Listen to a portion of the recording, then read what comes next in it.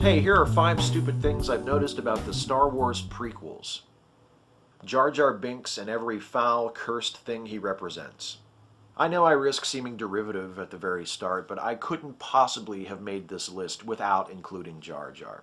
There's a reason why he's the most hated on element of the prequels.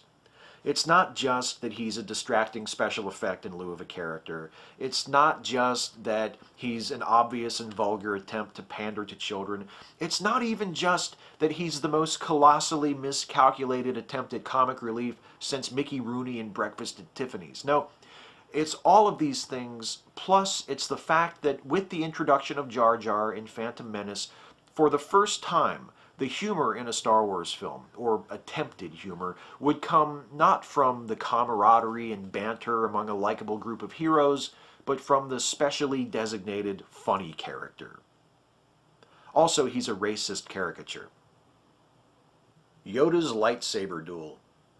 See, Yoda started out looking like the same type of character as Jar Jar Binks, broadly comedic, relentlessly cute, but then our perception of him was shifted when he was revealed to be a wise old Jedi Master. By first establishing an expectation and then defying it, the creators of The Empire Strikes Back gave us a character who seemed truly fresh and compelling. He started out as a goofy Muppet, but Yoda eventually taught Luke Skywalker a valuable lesson that your physical strength and your skill with a lightsaber aren't nearly as important as your belief in yourself. Which is nothing earth-shattering, I know, but come on, it's Star Wars. That's as deep as it gets. And then in Attack of the Clones, they decided to just chuck all that out the window and give Yoda a little tiny lightsaber and have him bounce off the walls like a super ball while fighting a computer-generated Christopher Lee. I liked him so much better as a Muppet. Christopher Lee, I mean. No Han Solo. I don't mean literally Han Solo. Jesus Christ, how awful would that have been? No, I mean a character filling a similar role in the story as Han Solo.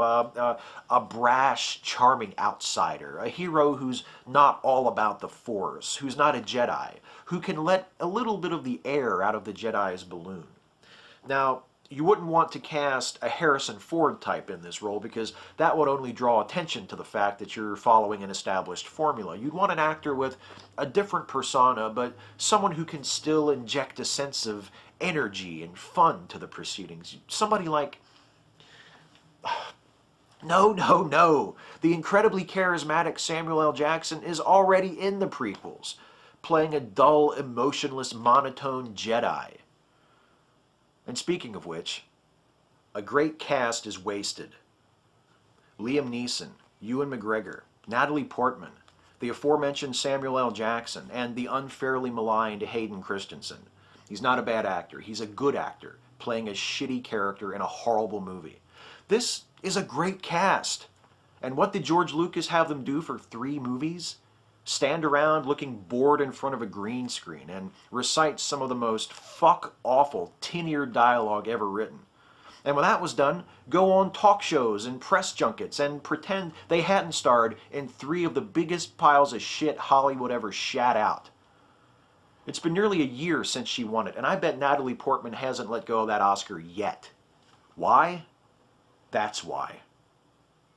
There's no reason for them to exist. I mean a narrative reason, obviously, since all of the prequels grossed multiple hundreds of millions of dollars at the box office and in subsequent home video sales.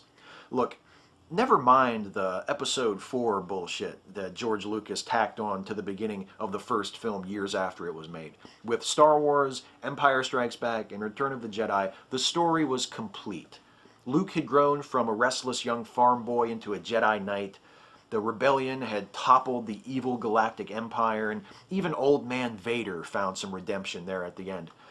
What more could there possibly be to this story to justify 1, let alone 3 more films, all set prior to the events of the first film? As it turns out, not a goddamn thing. Anakin Skywalker fighting in the Clone Wars, turning to the dark side, becoming Darth Vader, that's backstory. Despite what George Lucas would have us believe, those details are only mentioned in the original trilogy to provide the events of those films some context. The reason material like that is called backstory is because taken on its own, as story, it's underwhelming, tedious, and fucking pointless. The hardest part is only picking 5. Catch you next time.